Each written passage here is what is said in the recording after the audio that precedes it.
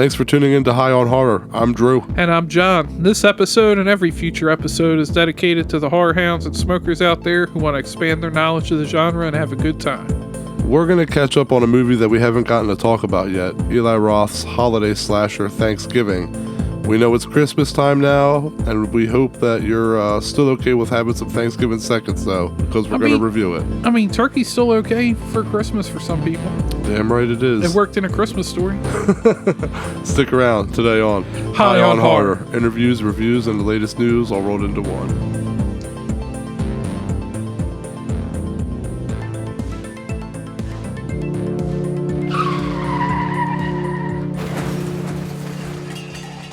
If you hear that train of choo-chooing, then you know it's time for Strain Wreck, the segment of our show where we talk about what we're getting wrecked on. John, what do we got today, man? We got some jealousy again. Hey, jealousy. I haven't, like, I think last episode as well. I need to get back to the dispensary, but you're just making your shit last a long time. I am, dude. I'm going through shit quick, bro. I got a ball on a budget, my guy. I got 21.11%, so just like last week, another high THC count. But actually, it's kind of a little bit of a salad here of this and some more of that can of Blitz. Oh, okay. But next episode, I think we should hopefully have some new weeds for you. So, I mean, since it's past, we can talk about instead of what we're going to do. What did you do for Thanksgiving? Oh, we're talking about what we did for Thanksgiving? Okay. Thanksgiving at Christmas. Well, we got tired of always going over people's houses. You know, we have kids now, we have our own family. Tired of getting dragged around. Tired of having two kids to have to contend with. Right. Tired of people expecting us to go places, dragging us around, always having to do things everybody else's way. So this year we said, you know what, we're staying home and we're going to do Thanksgiving at our place our way. We're going to, we made a nice feast and it was just us, and we sent out invites to people, and who came and who didn't didn't. But the point was that if seeing us that one time a year is so goddamn important, then maybe other people can make the effort to come visit us instead of us having to make the trip to them. If it's so important to see us that one time every year, you'd be surprised how little people showed up. But you know what? It's better that way. It was very small and private, and I had a really, really good time, actually. What about you? Oh, I was just going to say, I'd rather go to somebody's house because then I don't have to clean up really much afterwards. It's on them. So I helped my wife cook and clean everything, and we watched Planes, Trains, and Automobiles. We actually celebrated ours a day early because I worked on Thanksgiving. Okay. I didn't mind working on Thanksgiving because it's pretty decent pay. We took the kids over to my sister's, and we got a Bob Evans meal. Oh, nice. Okay. You just picked it up, and it came with instructions, and so I guess technically I cooked Thanksgiving dinner, but all I really did was reheat everything. But it came with, those green beans that have, like, those weird-looking pieces of ham in there. Yeah. Ain't nobody ate those. I was like, why am I even cooking these? Nobody here's going to eat these. Like, why? Why did I even take out a pot for this? Did you have leftovers? Were you eating leftovers for a while? I was at my sister's, so. Okay. But then she kept the leftovers? At work, they got us food from Limestone Barbecue. I was going to say, I pushed to have Bertucci's again. And later, somebody else was like, oh, yeah, we should have just had Bertucci's again. Because that was the driest, most disgusting turkey I've ever seen. Oh, no, really? From Limestone Barbecue. Oh, shit. Nobody liked it? Nobody liked it. Oh, man.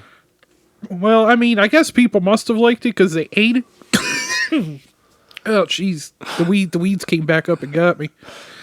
But, I mean, some people still did eat it, but... dude, I took that out. There was some gravy in the fridge. I just fucking dumped and covered that shit with gravy. Because that shit was so dry. Like Christmas Vacation when they're trying to drown the fucking dry-ass turkey in gravy. But, yeah, I didn't do too much, but... So you kept it small and low-key, too. And you know what? You have a kid, too, so that's good sometimes. Small and low-key. Yeah, it's, he just mostly, sat there. He had Similac, so... He grubbed. Yeah, maybe next year he'll have some turkey. All right, well, look, before we get into talking about the actual movie Thanksgiving, I just want to go into a little thing here that I have to say. I have to say this. All right. Before we get into Thanksgiving. Going into a rant, I'm going to just choke myself some more with this bone. You want to call it a rant, sure. I want to take a second to shoot straight here. I'm a tell it like it is kind of guy. I'm an honest critic. We're both honest critics. And I've voiced my distaste for Eli Roth several times over the course of our show. So going into Thanksgiving, I did not have a lot of hope or high expectations. I honestly didn't even see it. The reason being, I feel like Roth's fame and recognition weren't earned. He made his first film, and I know that's coming from me, like, who's this no-name podcaster, and he's directed Hollywood movies still, okay? That's my opinion. He made his first film, Cabin Fever, in 2002. And went on to do Hostel in 2005, which is overrated as hell. It's a gritty gore fest with unlikable characters and terrible dialogue that sounds like it were written by a drunk person unfamiliar with how to speak English or comprehend how real people interact. But Quentin Tarantino has so much pull in Hollywood that he sees Hostel and says, hey, everyone, Eli Roth is the next big thing. And everyone bought it. 2 years later, Hostel 2, a little better but not as good, came out. All of a sudden, Hollywood is looking at Eli Roth like he's the next big thing, like he's their horror maestro and who like their go-to, and everyone bought it. And he's putting his name on a bunch of movies as if he's John Carpenter or something, or someone who's done something to have their opinion held in such high regard, and he hadn't. He was an overrated rookie, despite graduating film school, summa cum laude, in 1994 at New York University. He knows his way around a camera, but making movies not so much. That's why we saw Eli Roth Presents on a bunch of shit from the early 2000s. He produced The Last Exorcism, sucked. Aftershock, awful. The Last Exorcism Part 2, The Sacrament, finally a good one, but I credit Ty West for that. Then in 2013, he went on to make The Poor Man's Cannibal Holocaust with The Green Inferno. Clown from 2014 was the last thing halfway decent that he put his name on. He was a producer, but he's produced a lot since. He even has History of Horror was good. He even had That's here I go. That's what I was getting into. That he even has his own shows. Eli Roth Presents History of Horror, but then we get Eli Roth Presents My Possessed Cat. That's dead serious. Eli Roth Presents A Ghost Ruined My Life. Eli Roth Presents The Legion of Exorcists. I mean, come on. So as you can see, John, your hate for Rob Zombie is equal to my dread of Eli Roth. I love Cabin Fever. And as a horror fan, I appreciate him. I was deep into learning Italian horror film when I heard him talk about giallos, the ones that he liked, and I really respect him as a fan of the genre. Honestly, though, Knock Knock is one of the worst movies I've ever seen. I almost forgot he even directed that. I am genuinely surprised that he still got work after that movie. All that said, I still remember watching the Fate Grindhouse trailer for Thanksgiving and wishing it were a real movie. Everyone did. Eli Roth's greatest movie hadn't been made yet. That is what we want. This is what we want. For some reason, he's never done a slasher, and a cheerleader jumping up and down on a trampoline and doing a split in midair and coming down coming down crotch first on a knife on a under her trampoline. Are you kidding me? Sign me up. He directed a short film called Thanksgiving as well, and that's a waste of time. But I still believed Eli had a great movie in him, despite being underwhelmed by his body of work. So here we are about 16 years later, and Eli Roth carves us up what we've all been asking for. We'll be discussing this review with spoilers, so I hope you're ready to hear the details. So, okay, we haven't even started into the movie yet. You were just ripping the bong while I was going on. Yeah, we're several minutes in. I'm over here dying. Anyway, Thanksgiving is a 2023 film. If you didn't know by now, it was directed by Eli Roth. It takes place in Plymouth, Mass. I was surprised. I don't know why I'm surprised, but I mean, it's perfect to put it in Plymouth for Thanksgiving. And we have a Black Friday riot that ends in tragedy, and then we get a axe-wielding maniac a year later going around and getting some revenge kills. John Carver. Yeah. I also wanted to say, speaking of my food at work, that turkey in that movie was dry as fuck. Oh my god, yes. I Dude. saw when they're carving, I was like, oh Yes. my god. Okay, let's get to Black Friday, because this was my favorite part of the entire movie, even though it was like super early in. Dude, how are you dying and making sure you grabbing that waffle iron? I know, that's what was. I think that was the humor behind it. Was just how like ridiculous, how brutal everything was that was going on, all to get a waffle iron. Dude, you know how I do this. I'll write down a note and then I'll go back to it later and not know what I meant. But I just remember there was an insult. It had me dying. I don't even remember who said it. But the woman was like, go back to Fraggle Rock. Oh yeah. Dude, the guy, and also the guy filming the YouTube video, that shit had Oh me yeah, that was dying. good. Yeah. But just watching the shit happen, just standing on top It of was a one of the register. friends. Yeah. But like, Standing on the register. Evan, I believe it was Evan. Yeah, he that's the character's name. Yeah, he was just standing there holding the phone watching people getting destroyed. yeah.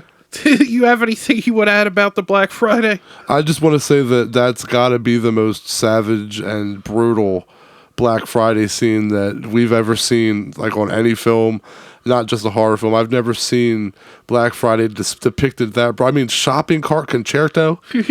Yeah, I mean, it was absolutely devastating. That shit brought up. That was really people like acting like animals. Want to talk about people say that all the time. You're acting like animals. Like that was acting like animals. Those motherfuckers were wild in that store. And honestly, that was one of the his things. homage to his own movie Hostel. That fucking whole Black Friday thing. Yeah, I think that if I were John Carver, I would definitely want revenge too. I just immediately couldn't stand that town after seeing all that. Yeah. Also, the whole Bobby and Evan thing, Yeah. because we'll get into this, feels like an homage to a lot of slashers, kind of like Hatchet. Yeah. The whole Bobby and Evan thing to me felt like they took Ray and Max from I Know What You Did Last Summer and just expanded it to a bigger part of the story. Yeah, I feel that. I can understand. With Johnny Galecki and Freddie Prinze Jr. Yeah. Yeah. Since I already want to go into like my spoilers. Well, this movie has a little bit of everything in it, like it has characters that you like and side with, and others where I legit couldn't wait for them to die, like Evan, who we just talked about, played by Tommaso Sanelli. I leaned over to my sister when I watched the movie, and I literally said right into her ear, I said, I hope this motherfucker dies. He's so annoying, but that's the point. He was the character no one wanted to see make it through the movie. You know what's funny about slasher movies? What's that? Is we could sit there and we watch that, and the first time somebody is slightly irritating, we go, I hope they die. Whereas if it's in real life, you would just be like, God, this Fuck that guy's fucking motherfucker. annoying. Like, Yeah. I can't fucking stand. But we'll watch a slasher movie and you're like, he deserves to die. Like, yeah, you're not entertaining me right now. You're annoying You're me. being Go an die. asshole. Like, I feel like one of the best examples of that, and I feel like he doesn't get enough credit, is the dude, I can't think of the character's name, and you'll know who I'm talking about when I mention the movie, the Friday the 13th remake. The blonde guy? Yeah. The main guy? Like, yeah. that's just one of those characters, you meet him and you're like, I can't wait till you die. You just know, oh, Jason's gonna bitch slap you. Yeah. Yeah. But like you mentioned about I Know What You Did Last Summer, this movie had some ingredients from some of the great slashers. Eli paid homage to classics with his knowledge of the genre, but made it his own movie without being a ripoff like The Green Inferno was. It's reminiscent of some of the classics, like there's some Halloween in there, My Bloody Valentine, Graduation Day, Scream, I Know What You Did Last Summer, like you said, and Happy Birthday to Me. There's even some Silence of the Lambs in there. When the cops go to the location, but there's nothing there, that's totally from Silence of the Lambs. So you could definitely see where the inspiration was pulled from, but it's not done in a copycat way. It's done in like okay, I see what you did there type of way. It's done in a if you know your shit, you'll see what he did. If you're not familiar with the stuff, it'll go right over your head. Which it's funny that he could do that with this movie, but he couldn't with Green Inferno. Right, because Cannibal Holocaust is like, well, no, Mother's Day is his favorite movie, the Louis Kaufman movie, but he really loved Cannibal Holocaust, and that was why he wanted to do his own version of it. Yeah, but He failed. yeah, and with spoilers, like Who didn't know it was fucking McDreamy? I feel like that was pretty obvious. I can't even think of his real name. Patrick Dempsey. Thank you. But I think it's the best Eli Roth movie. That's Roth with two F's. But that doesn't say a whole lot. He could not resist having cheesy moments to it, though. Like, I feel like that's the thing with, like, we talked about Green Inferno, the whole, like, weed scene with the cannibals and they eat the dude. That shit was so dumb. Some over-the-top and gory kills, which is what you're going to expect from Eli. It'll be in my rotation for sure, because, I mean, it isn't like around other holidays where there's a ton of Thanksgiving movies. But I won't put it in the great category, but I'll put it in the very good. I'll give it a 7.6 out of 10. Fair enough. To me, I agree. I think it's his best film. I loved it. As soon as it ended, I wanted to watch it again. To me, I don't think I went that far, but I'll definitely watch it again. But I didn't feel like I need to watch it right again. Yeah, as soon as it was over, I wish that I had it, like, that it was at home and that I could have just rewound it. It brought me back to a time when I watched slashers with my mom and sister and the fun that we had. And this movie is, as a fun slasher, demands to be rewatched, in my opinion. It's one of those ones that it's not super uptight. It's not like watching High Tension or something where you're like, Jesus Christ, I'm so uptight. Like, you can relax to this one and have a good time, just like those old 80s slashers where, as serious as they had some serious moments, there was also a lot of downtime to just, like, enjoy yourself and just have a good time. And I just immediately was like, I would watch this again. Like you said, definitely going to be rewatching it next year. I'll be buying it for sure. It'll be a voodoo purchase for me.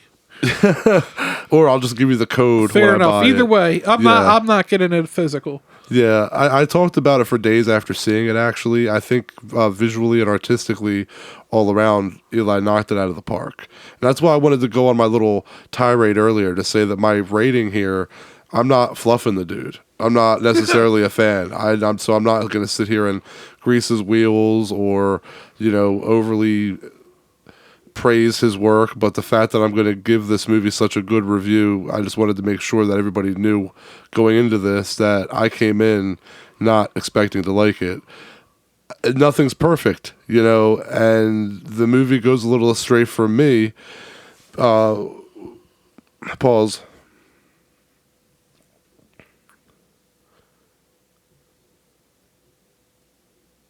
But as much as I liked it, nothing is perfect.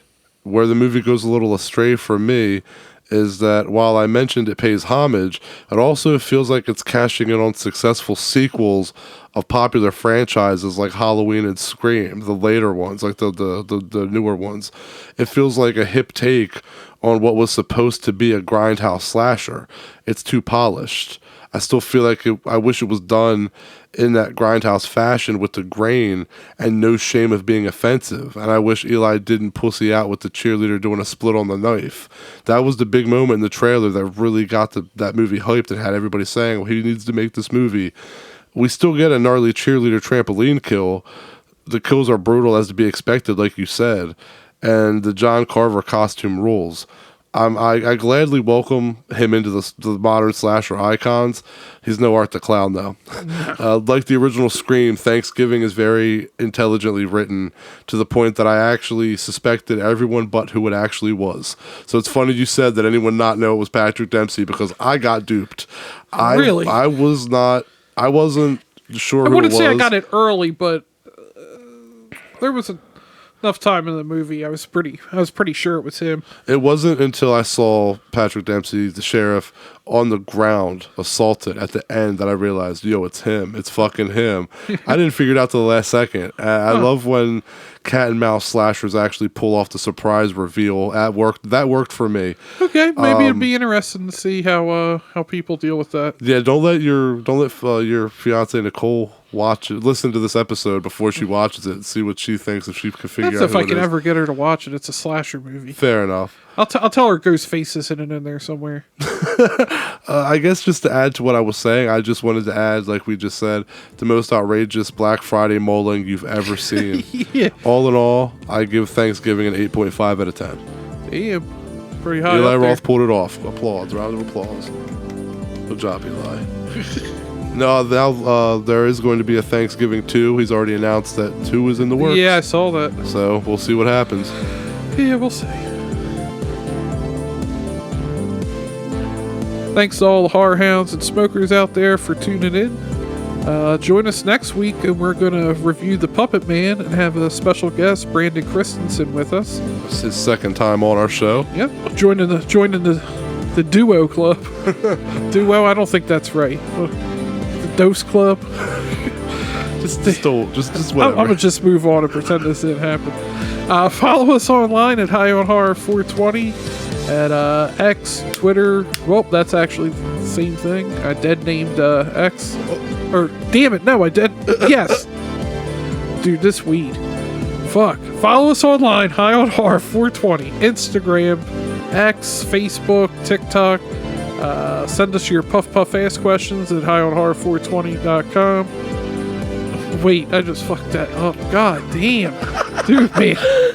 This weed is just getting me. I didn't even say the Gmail. I just said highonhorror420 at .com, I'm pretty sure. You wanna edit this? No, we'll see. Well, I'm gonna leave that up to Josh. So we'll see if it makes air. He probably ain't gonna listen to it and just be like, "Oh, I didn't see a pause in there. They good." Anyway, make sure you give our email address.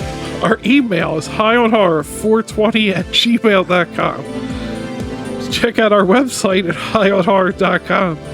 And I should probably wrap this up before I just mess it up anymore. So catch you later. See you next week, everybody.